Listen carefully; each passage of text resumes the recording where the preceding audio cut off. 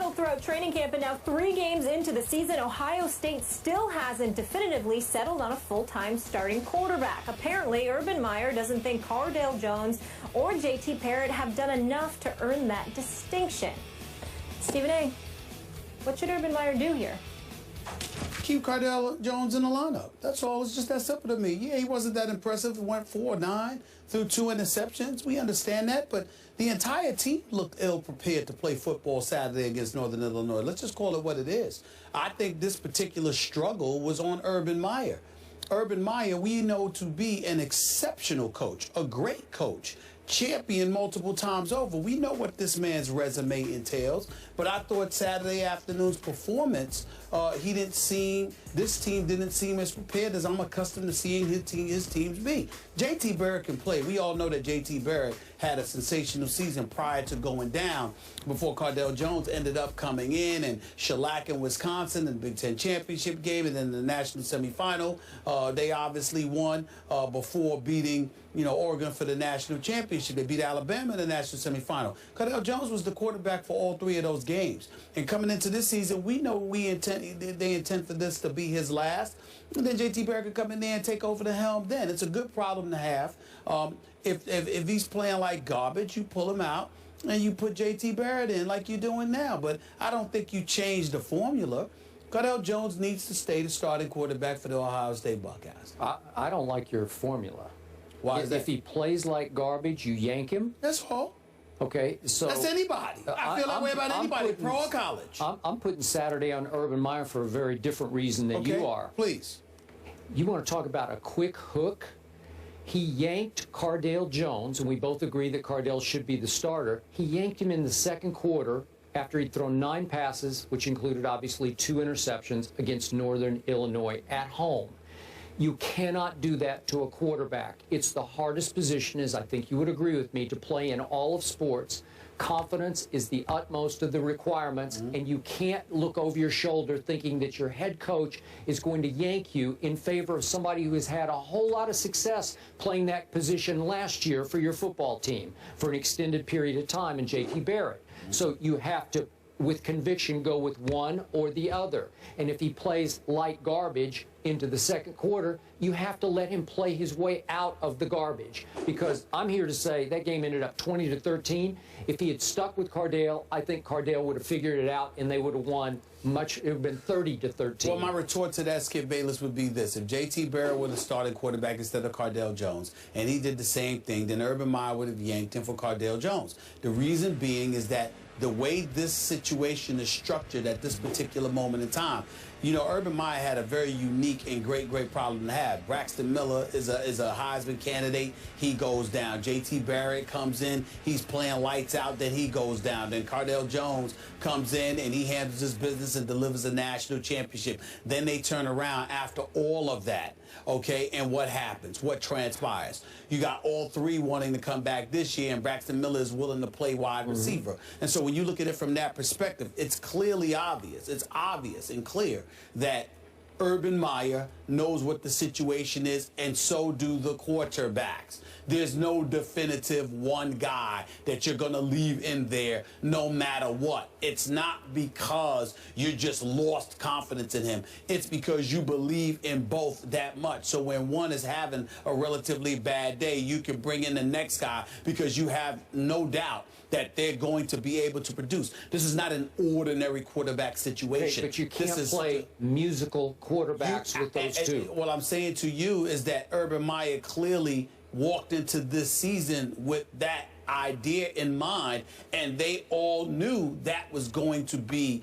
the MO because of their situation. It was very, very unique. So because of their situation, both of them knew at any given moment you could be yanked in favor of the other. Cardale Jones is just there trying to learn how to be a better quarterback, to elevate himself to the next level. And JT Barrett is trying to make sure that he continues to build off of last season. Under normal circumstances, you're absolutely right. I'm just sitting there and saying that this is an extreme aberration. This is not normal. And both quarterbacks understood that, and Urban Meyer understood that. Okay, if he had given the ball to Ezekiel Elliott more, this wouldn't have even been an issue. Okay, but after the game, I think Urban Meyer even came to the conclusion he had messed this one up. He said after the game, maybe I should pick one. And I define picking one the way he's saying it, and he's going to do it today, as picking and sticking. Where once he names, if it's Cardale, I hope it is for his sake, he will stick with it. He won't have a short leash the way he did. Maybe the leash was too shorter. Maybe it was. Maybe it was too short, but I do understand the situation. Well, we'll find out later today, and they host Western Michigan Saturday at the Shoe. Looking forward to seeing that game. Cam Chancellor is returning to the Legion of Boom, and our Hall of Famer Jerome Bettis is returning to the desk to offer his thoughts on a big addition to the Hawks defense. That's coming up. In place of Josh McCown, who was out because of a concussion, Johnny Manziel led Cleveland to a 28-14 win over Tennessee. That led many people to wonder what would happen when McCown came back. Well, we have that answer. Josh McCown will start ahead of Johnny Manziel this Sunday when the Raiders come to town. That after McCown passing the NFL's protocol on concussions. Jerome Bettis is still here. Jerome, what does this mean for Johnny?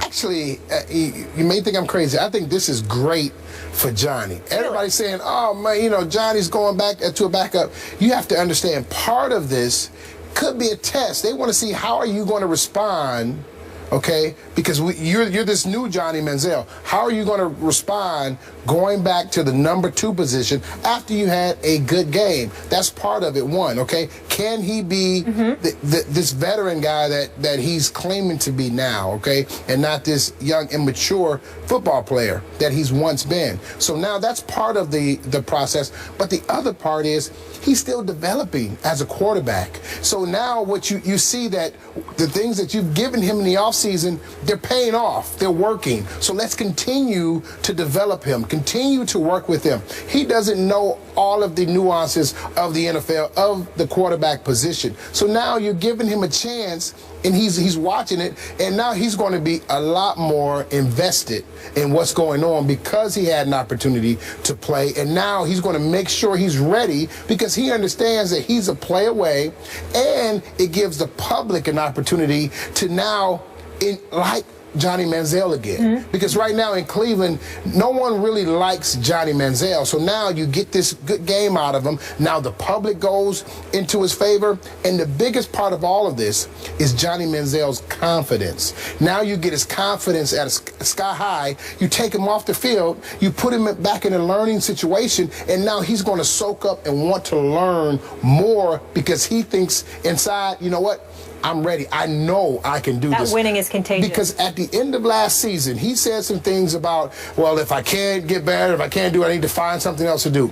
That is a sign that there's no confidence there as a football player. So now you're building his confidence, okay? You're building his resume. You're building his fan support. You're doing all these positive things, and he's learning at the same time. And you give yourself an opportunity to bring him off the bench as a spark plug if you need him. So I think this is nothing but a positive situation for Johnny Manziel, as long as he sees it that way and still understands that he has a great opportunity to get better. You buying that? Yeah, I buy it.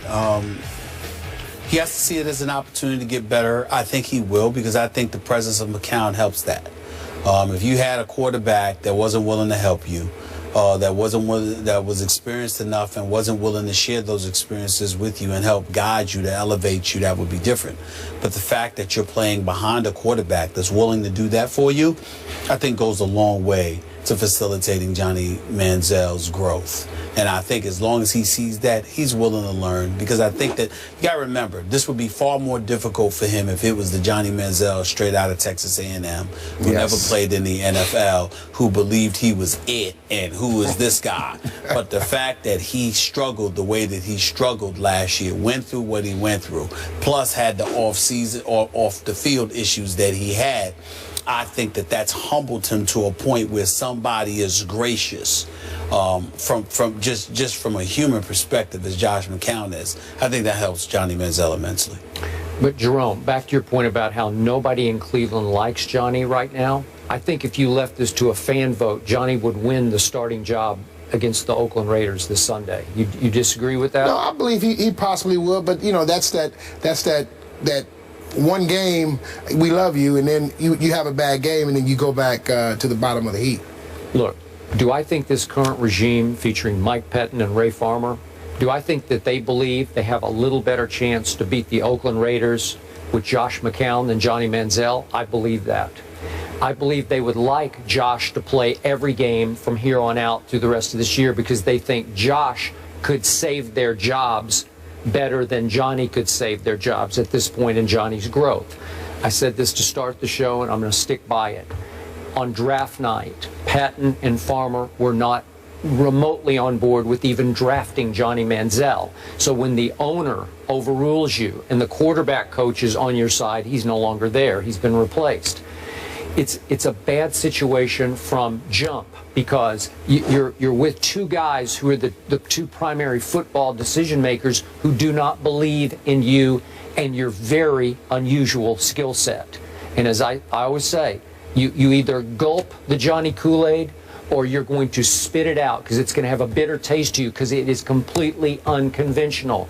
I think it makes them nervous. Josh McCown makes them very comfortable. So I'm not surprised they went back to Josh, though I think the fans, especially the season ticket holders, would rather lose with Johnny than lose with Josh because it's just a lot more fun. It's a lot more fun to watch, right? So they're doing what they need to do to save their jobs, which I don't think will get saved at all. I think this will be their last year, one and done this year.